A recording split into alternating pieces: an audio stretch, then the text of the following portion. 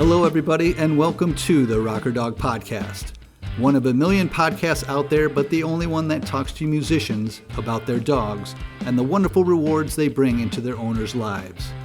I'm your host, Tim Dill, along with my beloved doodle, Charlie, and today we are very excited to be talking with Rufus Wainwright, who's established himself as one of the great male vocalists, songwriters, and composers of his generation.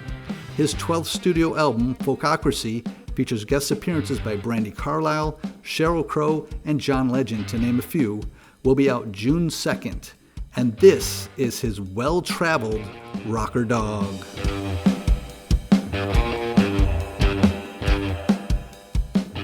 Our current dog, his name is Siegfried, and he is a miniature Australian Shepherd, and he's red.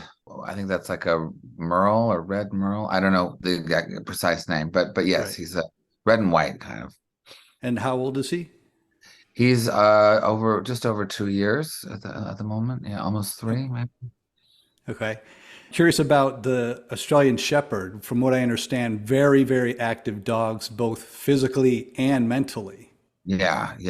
No, he's he loves to run. He loves to play, especially loves to play with balls. That is his most prized kind of activity. But yes, he loves to run, and he is quite smart. I will say though that ours in particular also miraculously loves to be really chill as well, nice. which suits our lifestyle, because we're sometimes we bring him everywhere. That's why we had to get a small one so that we could travel with him. Yeah. So he can either be hanging out at the studio or we're running around the countryside. Yes, speaking of that, I was going to say he is a very well-traveled dog. Where are some of the places he's been? I've seen he's been a lot through Europe and Hawaii and Oh yeah, no, he's been probably more places than most people.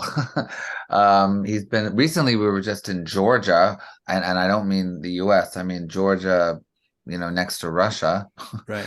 So he's been to the east. He's been to Eastern Europe. He's been all over Europe. He's been to Hawaii. Been to Canada. Yeah, that's it so far, but it's pretty good for a dog. And does he travel well? I know you mentioned that he was car sick at one point in his life. Yeah, a little bit. No, he's a very good traveler, especially with the little we put him in a bag and bring him with us on the plane, and he's completely quiet the entire trip. And we fly quite often from LA to Germany. So yes, that's a major haul, and you don't hear a peep out of him. So he's great at that. He's not a perfect dog. He has some issues occasionally. Sometimes he barks a little bit too much. Right. What do you do for going to the bathroom on a long flight? He just holds it. Yeah. Wow. Yeah. I mean, my husband, my husband Jorn, he really is the main caregiver of the dog, and so therefore he's had to do most of the heavy lifting. But he tried actually a few times to get the dog to pee in the plane, with pads and stuff, like go to the bathroom, and the dog refused. So yeah, he just holds it. I think if we were going to Australia or something, it would be a little more challenging. But he seems to be able to hold it. And what about, I've never had to fly with a dog overseas. Is there any, do you have to quarantine him, or is it just well, it really depends on where you're going. I mean, there's certain places we haven't been able to go with the dog. I mean, we haven't, they're not really into letting dogs into England. Iceland, we couldn't bring Siegfried. It seems like a lot of islands are more intense. For instance, with Hawaii, you definitely need a vet to come meet you at the gate, and they do a checkup and so forth, and go through all the papers. So yeah, my sense is that islands are tricky. And speaking of Australia, I don't think we'd be able to bring the dog to Australia, but I'm not quite sure. Okay. And who looks after the dog when you're away? Well, no one yet, officially. I mean, my husband is really, I adore Siegfried, of course, but my husband really, it's his whatever. There's a historic love affair there, and he is not able to really, trust anyone to take care of the dog. There is a friend of ours, a dear friend, who came down from Northern California who lived at our house once when we had to go to Iceland actually, and she stayed, and that was great. But it was really hard on my husband. He has serious issues about leaving the dog, but yeah, that's sort of where we're at with that. I would like it if it was a little, if there was someone, and we weren't so bound to it. But it is, but in a weird way, it kind of also focuses one's life. Yeah. You kind of know. Okay. And I've noticed there's videos of when it's seemingly coming home from somewhere, obviously a tour or something, and the Yeah. dog comes running over to you. Now, Yes. if Yeah. you were to enter a room with your husband, would the Right. dog, would It he goes to my choose? husband first. Yeah. Okay. But he's right. He loves me too. I mean, Yeah. he's not. He can whatever he is. He's sophisticated in that way. And actually, there's a lot of people who work at our house. Like we have several assistants, and he's sort of, now he's he warms up to them, and he loves our daughter too. So it's yeah, it's complex. Okay. Dogs always seem to be a very good judge of character. Is there anyone he does not like, or does he ever shy away from certain Well, people? I will say one thing, and this is actually like a word, sort of a word of wisdom in this whole process, is that we originally got Siegfried, or we had another dog, sadly, that passed away, that was killed actually by a dog, Hmm. uh, unfortunately, and that was pretty traumatic. But anyways, but then we got Siegfried after, and but the initial thrust. For getting a dog was because of COVID, because I had read an article that, especially with a young child, because our daughter was about, 10 at the time, it's a good idea to maybe get a pet because they can identify with something positive during COVID. So Hmm. so that was the main thrust. And then we started looking into dogs, and we fell in love with the miniature shepherds, all of us, the three of us, my husband and I and our daughter. And then we didn't do so much research, we just sort of fell in love with that breed. And so we got the dog, and it suddenly became and then we got a trainer, very good trainer actually. And she alerted us to the fact that actually kids and dogs is tricky. If you have, and especially with little dogs, and Siegfried is quite a delicate dog as well. Like they have small bones and stuff. So, Hmm. so and so kids will often treat dogs as toys, which obviously they're not. And a dog can also react they don't react well. Certain dogs especially don't react well to like frenetic energy. Right. They got to be approached in a certain way. So for a while, it was actually quite difficult with the child, with Viva. It wasn't her fault or anything. Right. It was just the wrong dog for a kid. If you want to get a dog for a kid, it's got to be like a Labrador or something big or something, rougher, that's able to kind of tumble around and be picked up and stuff. Hmm. And there are dogs like that. But Siegfried is not that type of dog. So we kind of learned that lesson. Viva loves Siegfried now, but it's still, she realizes, I think, just with her kind of, she's 12 at the moment, so it's just, he's not really a dog for kids. That's all. Okay. And you're speaking of Puccini, was the Yeah, dog the first dog. Yeah, the first dog. that I'm sorry, unfortunately, was taken from you guys early. You had mentioned in one of your posts when you first got the dog that you never knew how much of a dog dad you truly were until you got Puccini. So were you surprised at how emotionally attached you got? Yes. Well, yes. I mean, I was surprised. My husband was especially surprised because he actually didn't like dogs before. I mean, he didn't hate them or anything, but he had no desire to have one, and was sort of rather ambivalent. And in fact, when someone came over to our house with a dog, he would be quite annoyed. Usually, it's like, oh God, the dog is coming, like he's not into it. Now he's completely made a 180. He's like, bring your dogs. I love dogs. He's more interested in the dogs than the people sometimes. Right. So sort of that has been pretty profound. And I feel the same way, but not as intensely as him. But it's been fun to go on that journey with him. Okay. Well, what was surprised? I mean, were you surprised at your reaction to a dog? Especially since it sounds like you Um, got it for your daughter, for her to kind yeah. of I mean, I think engage with. I think I was surprised by how, for me personally, I have been surprised at how profound the um the effect is when, especially when you're in some sort of, funk, or you're feeling, sad about something or angry, and you kind of go, and then the dog comes up and starts to lick you or starts to sit with you, and there is this amazing commiseration or something that occurs where, in a weird way, the dog understands better than anybody else what you're feeling, and it's not about words, it's not about explaining it, it's not about anything. It's just about sort of, I don't know, just sort of transferring love or something. So Yeah. that's kind of great. Yeah. They have that sense. Yeah. In getting the trainer, what were you expecting from the trainer? Just the basics to get almost get the Well, dog I up mean, and running? we live in Hollywood. So we got the trainer from Jamie Lee Curtis. She's a friend of mine. I've known her for almost all my life, and she's always someone I've admired on many levels, whether it's her career or her person, Hmm. and so she's always someone I like to call for advice on many subjects. And she's a big dog person, so we asked her if she knew of anybody, and she put us in touch with her trainer, and whose name I'm forgetting. I think Jennifer. Anyways, but she came, and she was, she's an intense trainer. I mean, she's sort of actually a little bit of a sort of caricature of what a dog trainer is. Right. Very, very adamant, very, very slightly militaristic.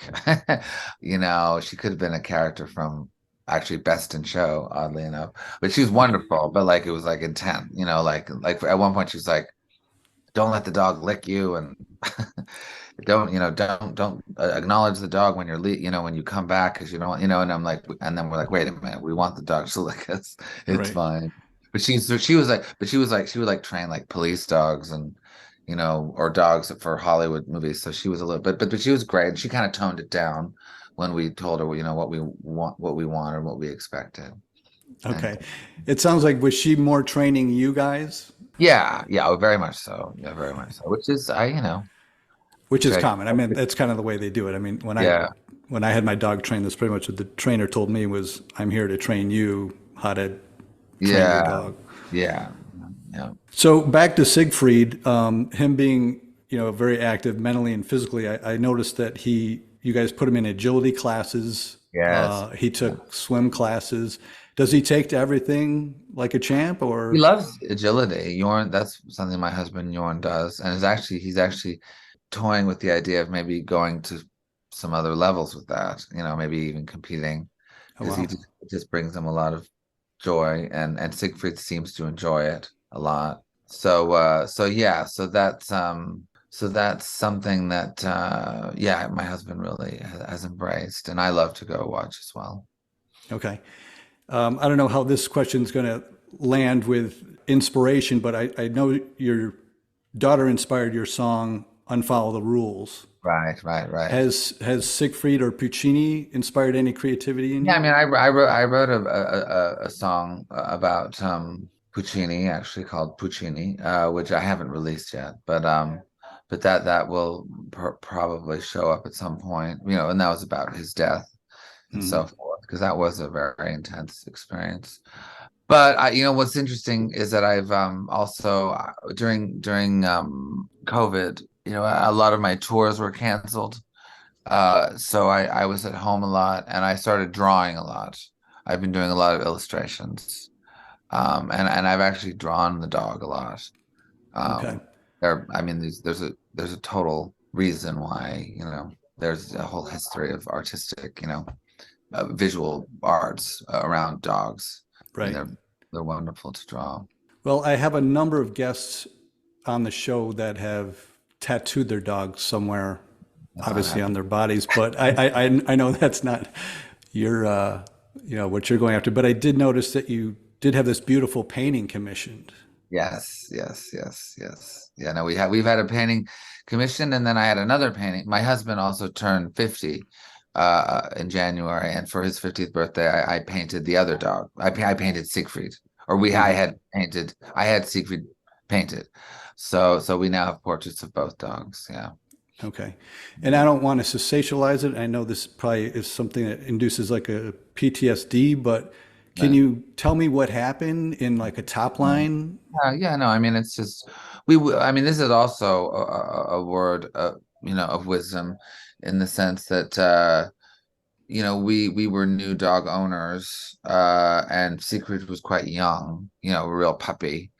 He was only about 6 months old or something, but we were, so we were kind of blissfully in puppy land, enjoying everything and wanting to share him and wanting to, show him off. And he was a very outgoing dog. Like he really was. Siegfried is a much more cautious dog. He's much more afraid of things. And in fact, that was not a problem with Siegfried at first, but we were a little worried, like, is he going to want to like get out from under the bed? But in a weird way, it was kind of good for us because we knew that he was less likely to like approach other dogs and stuff.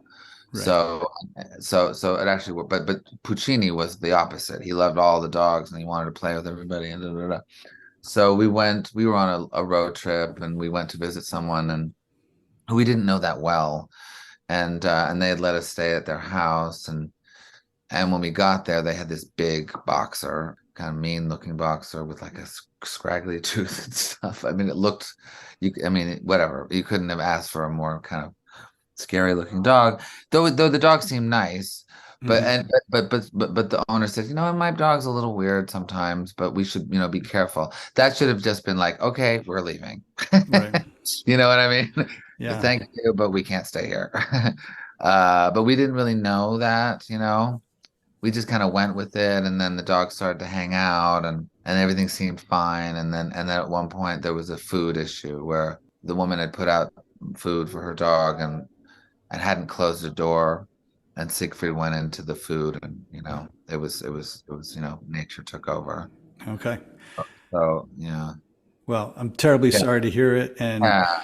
I think the main thing is just don't really, if you're a new dog owner. And especially with puppies, you have to be super careful. Yeah. Was that boxer friendly to you? Was he kind of cordial to all the adults? Yeah, no, he was friendly-ish. I don't know. I mean, it was all doomed from the outset. It was up in Mendocino, and look, it wasn't, I actually Jorn, my husband, has a different attitude. He's still very affected by it and still kind of angry, but or sad, I should say. But I kind of took it as more of a cosmic thing, where I actually when he died, my friend Sean Lennon, who's John Lennon's son and Yoko Ono's son, he sent me a text, and he said, Rufus, in Japanese legend or myth or whatever, if a dog dies or if an animal dies, it means that they're taking a hit for you. They're absorbing something that was going to hit you, and that they're kind of, saving you from. So, wow. So I took that. Very profound. Yeah. Well, your daughter seemed to put it in beautiful perspective in that God obviously wanted a new puppy. Yes. So very sweet. Very sweet. No, she was very, I have to say, though she's, as I said, kids and small dogs is an issue, but she loved Puccini, and she also was amazing when the dog died. Her ability to, comfort us and to be engaged with that whole process of losing. That's amazing. It's so sweet to hear.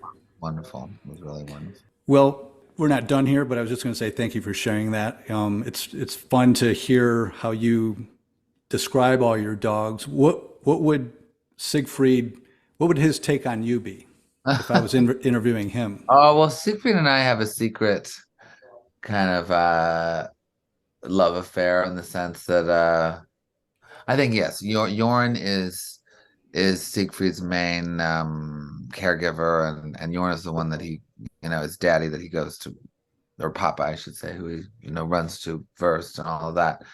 But yeah, I think secretly Siegfried loves me the most. We have our little. Are you the mistress he has the fun with? Yeah. We have little fun little moments. And also, I mean, what he really loves to do, I think he actually really enjoys listening to me play piano. Okay. Like whenever I play, he'll come and sit right next to me and on the couch and kind of, or he'll sit near me, sorry, on the couch and really kind of listen to me, which is kind of amazing. So he's a very cultured dog. I'm always curious to hear that because I know dogs have very sensitive ears, but Yep. were both dogs, it seem to enjoy the music, or would they be in rehearsals? Well, I don't really know about Puccini because he was too young, Okay. but definitely Siegfried loves to hear me practice and stuff. Okay. All right. Well, listen, I wrap up every show with what I call the Zoomies, and that's 5 quick, frivolous questions. Okay. And the first one is, do you kiss your dogs on the mouth? Well, I yes, but no tongue. Okay, I'll give you that. I think that's pretty common amongst our Okay. guests. Although I've had someone call their husband out for Right. Oh slipping the boy. tongue in. Question 2, this is admittedly, we're soliciting shameless name dropping, but we'll use Siegfried. Has Siegfried licked anyone famous? Oh, God, probably a lot of people. Well, we were over. I just shot a little video with Miley Cyrus. Oh, great. So he might have licked Miley Cyrus recently. That's a good one. Very timely. Yeah. Question 3 is, if you were to give Siegfried a theme song, what would it be? Well, it wouldn't be The Death of Siegfried by Wagner. If you know classical music, that's a famous piece. But if I was going to give him one, I think it should still be Wagnerian. So, maybe Ride of the Valkyries or something. Okay. And what was it in particular about in naming him? Or maybe yeah, the Siegfried's Rhine Journey. That's the one I would do. The Rhine Journey of Siegfried, because Okay. he is named after the opera character. Okay. And is there anything indicative about the opera character that you kind Oh, of sync up with the dog? yeah. He's the dragon slayer. He's the the hero and a little bit. Well, yeah. He's the dragon slayer. Okay. Hey, that makes perfect sense. Question 4 is, do you have a dog voice that you speak to him with? Like a caricature? Sort of a little bit. Jorn does. Jorn's voice, he has a very low voice usually, but it pitches way up when he speaks. Okay. Which apparently is good to do. I just call him Shmoo Shmoo. And do you ever give him a voice to give him to speak for him? I don't do that, no. Okay. All right. Fair enough. And last but not least, is there a dog organization, a charity, a rescue, a walker, Right. a trainer, anyone you'd like to give a shout out to for doing right by our dogs? I mean, the SPCA, of course. Yeah. Okay. Great national organization. So, all right. Well, Rufus, I appreciate you taking the time, sharing with me your dogs. And again, I'm terribly sorry about Puccini. You're Yeah. such a prolific Instagrammer that I was peeling down your, every photo, and then I was just shocked to see what had happened. But, I'm sorry, but I'm glad you guys found Siegfried and everyone's happy. Thank you. All right, take care. Hey, Oh, wait, bye. and did you want to promote anything in the end of May or spring, summer, fall? Well, I have a new album coming out called Folkacracy. And actually, we're doing, for anybody in LA, we're doing Disney Hall on June 2nd. So Fantastic. we'll be coming around America and England and stuff. So All right. yeah, Well, June 2nd, Disney Hall. all right, we'll keep an eye out for you. All right, thanks again. I appreciate it. Thank you. All right. Bye. Bye-bye.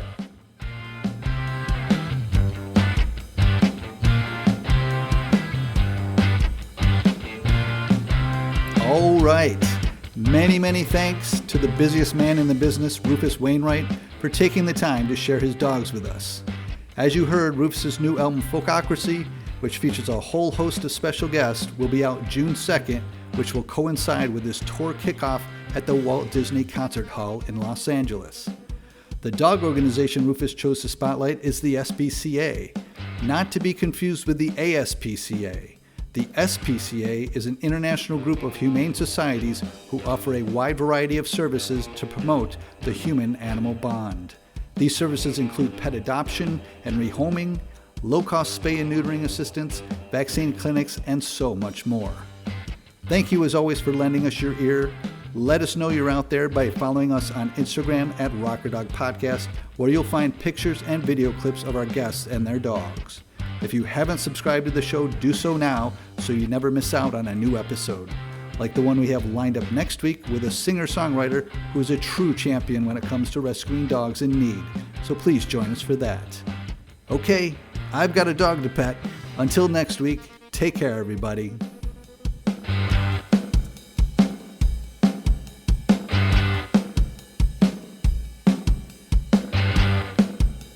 Thank you.